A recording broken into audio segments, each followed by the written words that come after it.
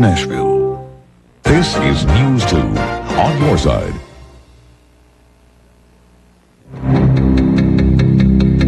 January 25th, 1995. When Nicole Brown Simpson got sick the week of May 15, 1994, she had pneumonia. O.J. Simpson was the one who took her soup and tried to nurse her back. Yesterday, he was depicted as an obsessed stalker. This man gives $5,000 every year to the Angel City Links, an inner-city black organization. Today, he was the generous family man. The evidence in this case, we believe, will show that O.J. Simpson is an innocent man, wrongfully accused.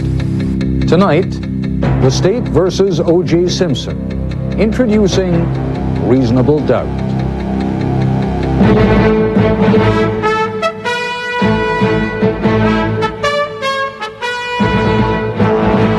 This is ABC News Nightline.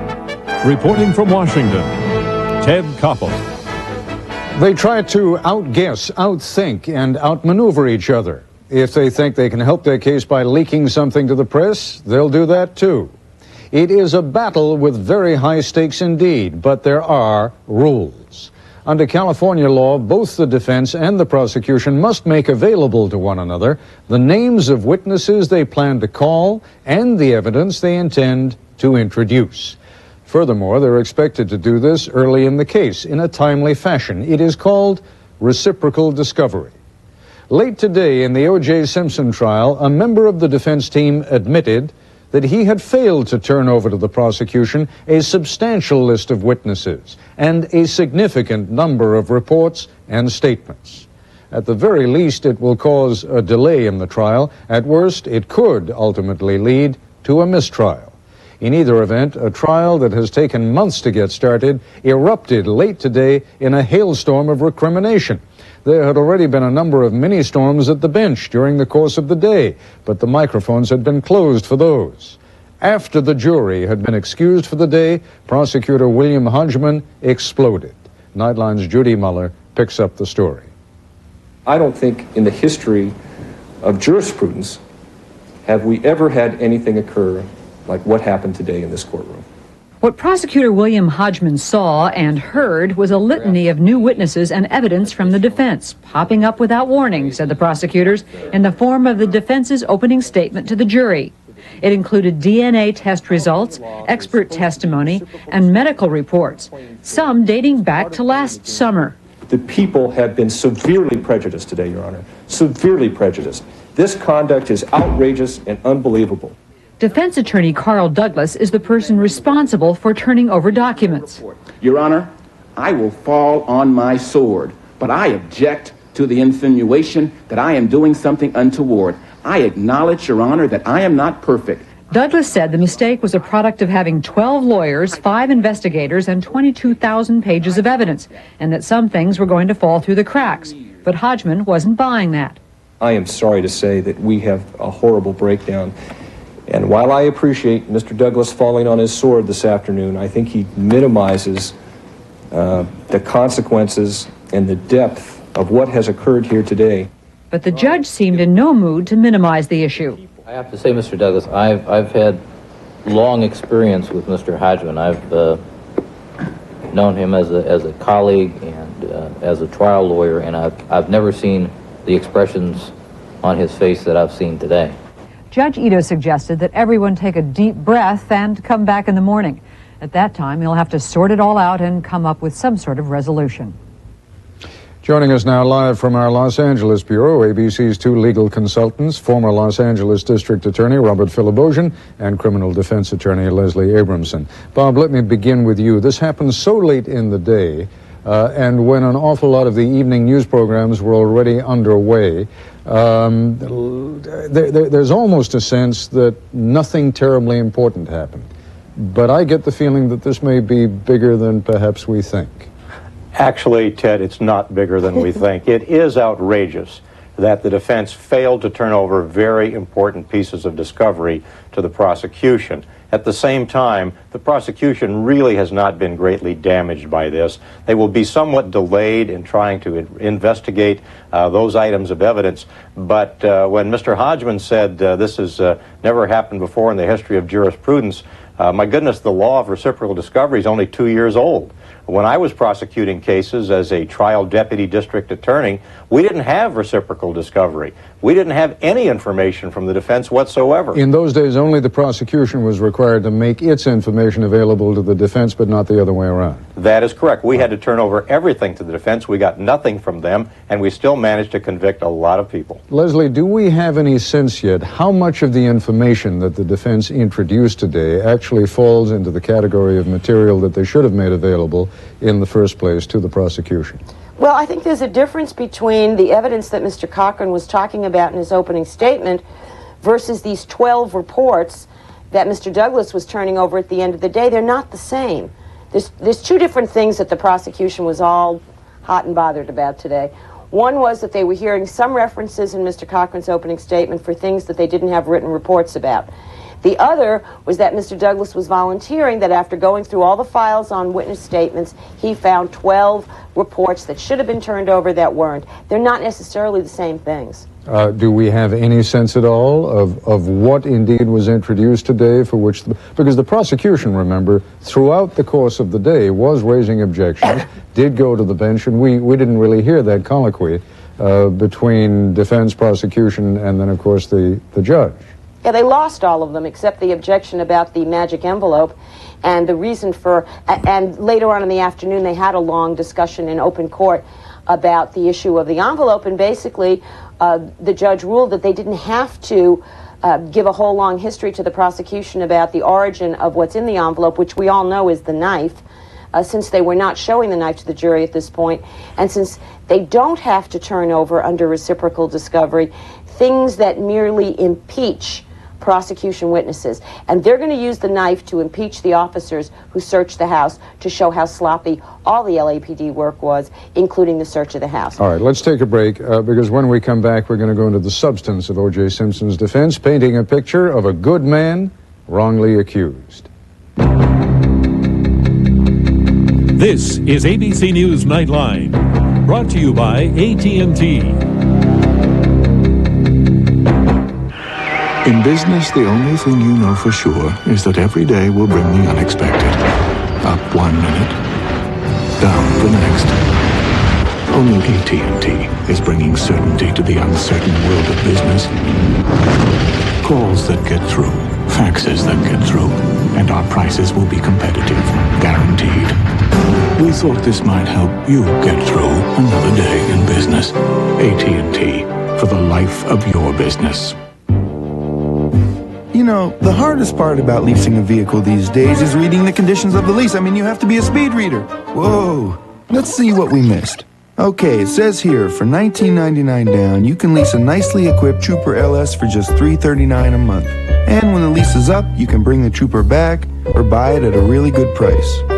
And this is the all-important 800 number. So even if you're not a speed reader, you can always be a speed dialer. Thursday on day one, anesthesiologists who could put you under for good. Nervous? You should be. The person who has your life in his hands may not even be in the building. And the latest in the state versus O.J. Simpson. Day one, Thursday. In testing, the Lexus GS cornered better than the BMW 540i. You may say that it's only a matter of inches, and you'd be right. But there will be instances on the road where an inch is as good as a mile.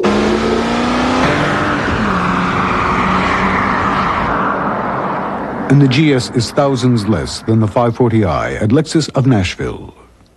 A commitment to quality, service, and our customers. That's what has kept Victory Van Lines in business for over 62 years. When we decided to make our move, we had a lot of things to consider, like who would take care of our things, who had the best reputation, and of course, price. So we decided on the obvious choice, Victory Allied Van Line. Our commitment and your satisfaction, an unbeatable combination. We're Victory Van Lines, the careful movers. A rush to judgment, a case in which, the defense says, much of the evidence which pointed away from O.J. Simpson, much of that evidence has been ignored. Here's Judy Muller again with part 2 of her report. O.J. Simpson is an innocent man, wrongfully accused. Calling the prosecution's case a rush to judgment, the defense challenged every aspect of that case, beginning with the alleged motive. This is not a case about domestic abuse.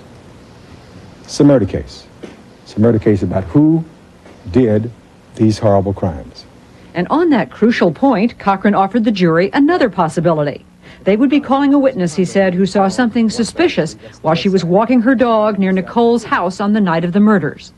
And at about 10:45 p.m., she sees 4 men who come within 10 feet of her, 2 of which, gentlemen, appear to be Hispanic. I think the other are Caucasian. Several of which I believe have knit caps on their heads. The 2 who are behind apparently have something in their hands they're carrying. Cochran said this witness tried to tell the police her story, but that they refused to listen, and that she wasn't the only one. A maid who works next door to O.J. Simpson told the defense she saw Simpson's Bronco parked outside his estate at 10:15, the same time the prosecution maintains the murders were committed 2 miles away. This woman, says Cochran, also heard prowlers at the Simpson estate after midnight, well after Simpson had left for the airport. She allegedly told all this the next day to a policeman she identified as Detective Mark Furman. He said that somebody from the LAPD will get back to you. But they never came back. They never came back at all. Because there's a rush to judgment here. Oozing sarcasm, Cochran repeatedly attacked the prosecution's timeline for the murder. Now, this is the first case you'll ever hear where the prosecution's theory is that you've got to determine the cause of the time of death by a dog's wail. And this is the most scientific of all cases. Setting the time by the dog's wail at 10:15, he said, does not jibe with the activities of Ron Goldman that night, who left his restaurant job at about 9:50. The evidence will be he went home, dropped off a book, changed clothes before he came to Nicole Brown Simpson. But the reason that you weren't told those facts is because it's important they keep this 10:15 time. They've got to keep everything squashed in there so they can tell you, oh, we had plenty of time to commit this crime. And when we conclude today, you're going to see there was no time to commit this crime. No time and no reason, maintained Cochran, where yesterday the prosecution described the defendant as a controlling man in a cycle of violence. Cochran described him as a caring man in a circle of benevolence. Yes, for no control. She had her own bank accounts. He gave her $4,000 a month for food at the house. And he paid all of the bills when they were together. As for those alleged incidents of abuse, said Cochran, there was really only one serious incident on New Year's Eve 1989, and Simpson was sorry for that. From that day forward to the present day, there's no evidence that O.J. Simpson ever struck his wife again. Now, you should never strike your wife. But even when he made a mistake on January 1st, 89, he paid his debt for that. Furthermore, O.J. Simpson never stalked his ex-wife, said Cochran, nor did he spy on her while she had sex with another man, as the prosecution maintained. He wasn't peering in any windows. He came to the front door to try to see his wife. And he looked in, and he saw his wife making love to a gentleman on that couch. In the defense scenario, O.J. Simpson was a devoted father who had moved past his troubled marriage and was forging a new relationship. And Nicole Brown was an independent woman who liked to paint the town with a wild crowd of friends. The evidence will be these ladies would go out 2, 3, 4 nights a week and stay out till 5 o'clock in the morning. Nobody was controlling these women. After his attacks on the prosecution's claims of motive and opportunity, Cochran zeroed in on the scientific evidence. Ms. Clark talks about a trail of blood where there is no trail.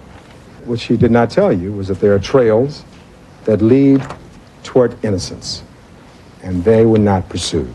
The defense attorney then outlined a long list of evidence allegedly ignored by the prosecutors. Evidence of blood beneath Nicole's fingernails that matched neither Simpson's nor the victim's blood.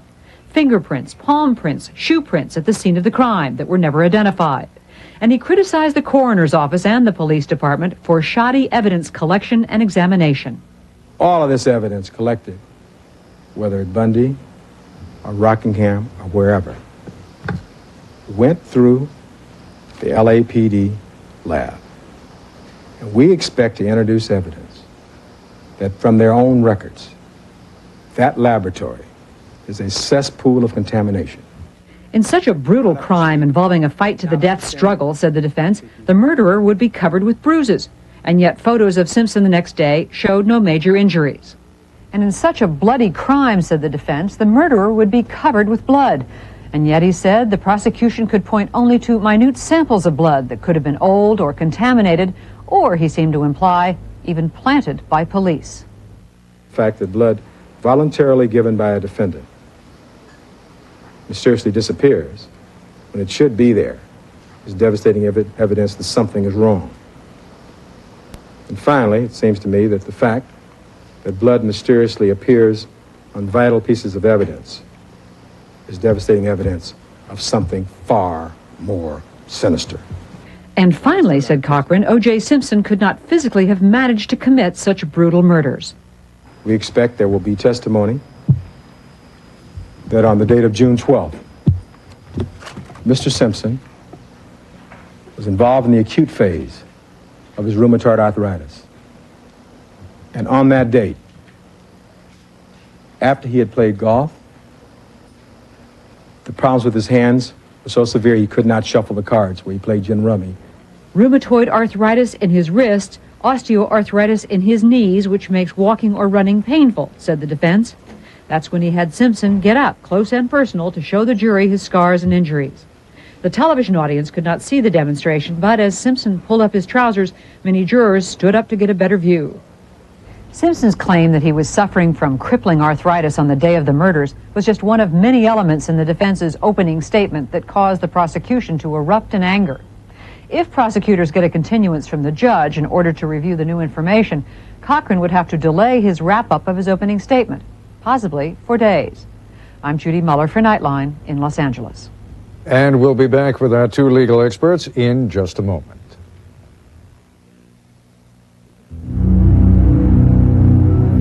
In the $22,000 to $29,000 price class, many cars rank above average in initial quality.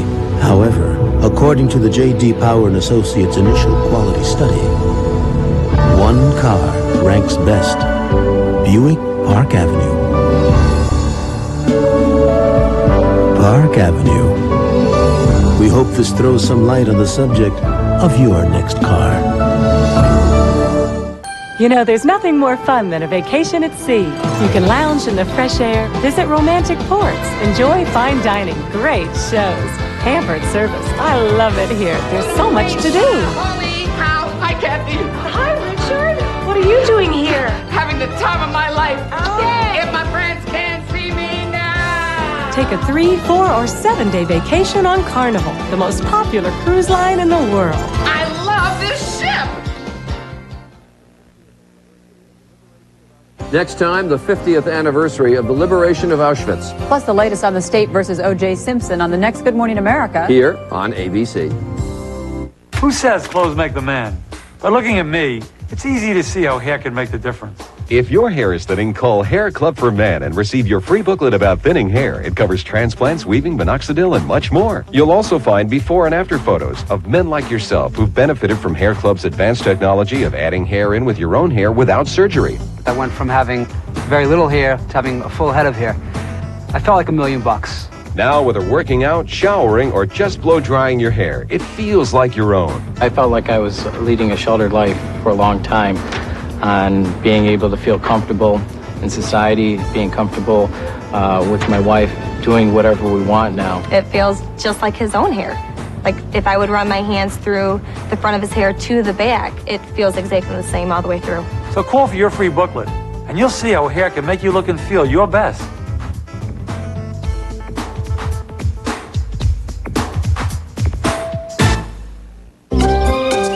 Historically, whenever you had a problem in your neighborhood, there was always someone to help you, just when you needed them most.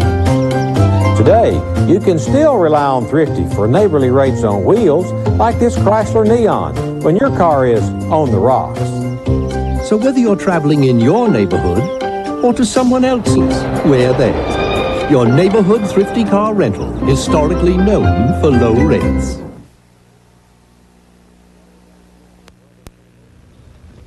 And we're back again with Robert Philibosian and Leslie Abramson. Leslie, what's going to happen tomorrow morning? Oh, what's going to happen tomorrow morning is the judge is going to spank the defense and tell them, no, be good children, and hopefully this whole temper tantrum will blow over. And is he going to give the prosecution any time to go through the, 1,200 pages of material they haven't seen yet? No, it's only 12 reports, Ted. It isn't that much. They've got time. They've got 2 months to go through it. But, I mean, he won't delay the trial in any fashion then? I don't believe so, no. Okay. Pity the poor jury, Bob. I mean, I would think that by now they are already beginning to feel as though their minds are turning to mush. It was so clear yesterday, right? I mean, he's really a bad guy. He's a wife beater. He's an abuser. He's someone who's been hounding his wife, tracking his wife, and almost certainly murdered his wife. And now today, all of this. Now, where does the jury go from here? The jury now listens to the evidence. They've been admonished, and hopefully they are keeping in mind that what the attorneys say is not evidence. It's just opening statement. It's what these attorneys hope to prove. And this is what trials are all about. There's two sides. We heard one yesterday, we heard another today, and now we're going to hear the beginning of the witnesses. This may sound like a terribly, terribly basic question, but when you say that what they have been saying is not evidence, are we totally stupid to believe that what they are saying, they at least think they're going to be able to prove, that they have the witnesses, that they have the evidence, that these are not just statements that have been spun out of whole cloth? Well, we've already seen much of the prosecution's evidence at the time of the preliminary hearing, but I've got to tell you, when I was hearing Johnny Cochran today, I almost heard Oliver Stone theme music building up in the background. He has conspiracy theories crawling out of the walls here. He's not going to be able to show that those actually happened. He is actually, well, I mean, he's actually saying, Leslie, if you strip away what little cover there was, that the police or the prosecution or someone planted, put blood on the socks, that sort of stuff. I mean, that's essentially what he's implying, isn't it? No, that's not the only thing he's saying. He is saying it with respect to a lot of the evidence that there's very little DNA, that the stuff is deteriorated, that his experts are going to cast a great deal of doubt, and after all, that's all the defense has to do, on all those DNA results that Marcia Clark was talking about. Now, there are a couple of sort of tough little bits of evidence here, and one of them is Nicole Brown Simpson's blood on the sock. Whether he'll have experts who try to trash the results of that test or not, he is making a suggestion of a police plant. I know that sounds ridiculous to us. It's certainly something that Bob, as the former district attorney, would find difficult to accept, but such things have happened. Well, when we're talking, I mean, let's be quite clear, we're not just talking about a police plant, we're talking about the police, because the suggestion is the blood sample that they took from O.J. Simpson, that sample is missing. And clearly the implication was somebody took a little bit of that blood sample and put it onto the sock to leave the impression that... No. No? No, Ted, no, that the sock has Nicole's blood on it, not O.J.'s. That's the problem. Well, then what's the point of the missing O.J. blood sample? I don't know, to tell you the truth, but maybe they're going to say they took O.J. blood and put it on the glove or on other things, but the sock... The important thing about the sock is it's supposed to have Nicole blood, and there's plenty of Nicole blood around, unfortunately, to plant wherever you want to. All right, I mean, there's pools one other little bit of blood evidence that was mentioned today, and I must say this does sound kind of compelling, Bob. The fingernails. Yeah, the fingernails. Somebody else's blood under Nicole's fingernails. What do you make of that, Bob? Now you're going to hear a conspiracy theory. Go to it, Bob. We don't know where that blood could have come from. There could be all kinds of speculation, and the defense is very eager to trash the collection methods of the prosecution when it's detrimental to the defense. That blood from under the fingernails, if in fact it exists, had to have been collected by the same coroner that Mr. Cochran is making fun of. So he'd have to, on one hand, say, well, the coroner came through with this blood under the fingernails, but everything else he did was absolute garbage. You can't have it both ways. There may be a very good explanation if, in fact, there is type B blood under those fingernails. There could have been another source. Leslie? Well, let me just say one thing, though, Ted, about something you said earlier, and that is this. Neither side dares to go forward in opening statement using the words, we intend to prove, something really significant if they don't really have something to put on to back it up, because that's disaster in the end. In the end, that gives your opponent the right to say, look how they lied to you, and your whole case falls apart.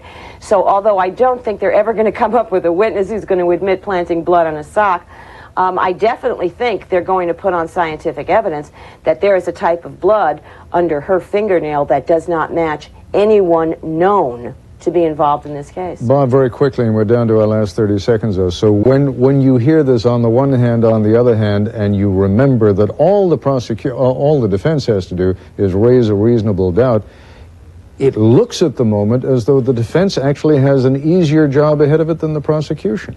In a sense, the defense does, because not only they just have to raise a reasonable doubt, they only have to raise that reasonable doubt with one juror, and they end up with a hung jury.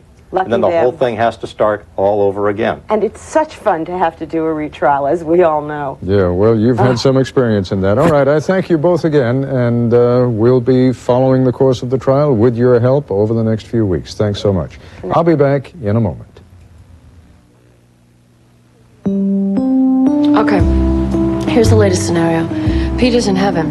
He can sit at home with his computer, looking at the contracts to death on the 18th hole. Nicole, you really don't have to worry about it. While simultaneously, the author has it on her screen in Oregon. Peter, do you think we could talk about this promotional tour for a few minutes? While simultaneously, the company's attorney in Manhattan has it on his screen. Outline paragraphs 1 and 4. And they can all work together on it. Very intimate. Travel arrangements. But if you ask me, there's one thing they're not seeing. She has the victim die 100 feet from the green with an exploding driver. When everybody knows he'd be using a wedge, not a driver at that point. What she should have done is install a liquid explosive in the ball washing machine, so when he goes to wash him, boom. But what do I know? It's a bestseller.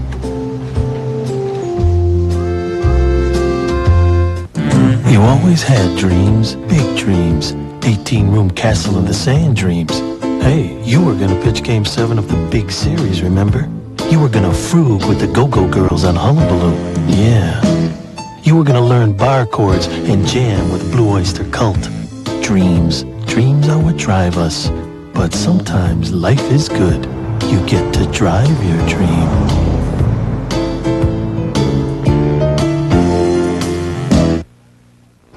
This week, and this week only, at Just for Pete, the world's largest athletic shoe store, we're having our biggest sale of the year. It's our 50% off sale. That's right, 50% off on all clothing. And all shoes are on sale. Save 50% on warm-ups, t-shirts, sweats, socks, shorts, caps, bags, and licensed products from Reebok, Adidas, Asics, and Nike. And all shoes are on sale. At Just for Pete, we're exploding with savings during the 50% off sale this week at Just for Pete, where your 13th pair is free.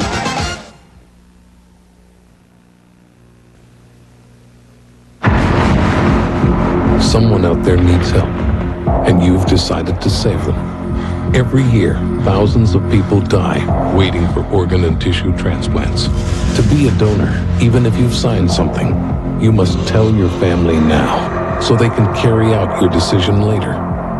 Otherwise, it's like throwing a 12-foot rope to someone who's 15 feet away. Share your life. Share your decision. Tomorrow on day one, an investigation into anesthesiologists who could put you under for good. The person who has your life in his hands may not even be in the same building. That story tomorrow on this ABC station. And that's our report for tonight. I'm Ted Koppel in Washington. For all of us here at ABC News, good night. For more information about Nightline on America Online, call 1-800-308-4100. For video cassette inquiries, call 1-800-ABC-7500. Nightline is a presentation of ABC News. More Americans get their news from ABC News than from any other source. When you come up to the mountain, you better be ready for some danger, some action, Some romance. Oh, you better not come up here at all. Welcome to the edge. The winter heats up Sunday, right after the Super Bowl, with Extreme here on ABC. You've been there. It's late, you've got a headache and can't sleep. But you're worried about taking a nighttime medicine. Why worry? This is aspirin-free. It gently helps you sleep, and it's treated nighttime headaches and sleeplessness over 200 million times. Aspirin-free Excedrin PM, the PM medicine for headaches from Excedrin. And now, introducing the first PM medicine in fast-acting liquid gels. New aspirin-free Excedrin PM liquid gels. I think the average person is fairly trusting. You know, they're not going to inspect everything. I mean, I read every single label, you know. I'm very careful about what kind of sweetener I choose. I mean, the pink stuff, if you ever read this little label, it's got saccharin in it. There is no saccharin in Equal. Equal tastes like natural sugar. If it tastes like sugar and you're looking for a sweetener, what more can you ask? It's real simple. This stuff tastes good. It's got no saccharin, so I choose Equal. This is News 2 on your side.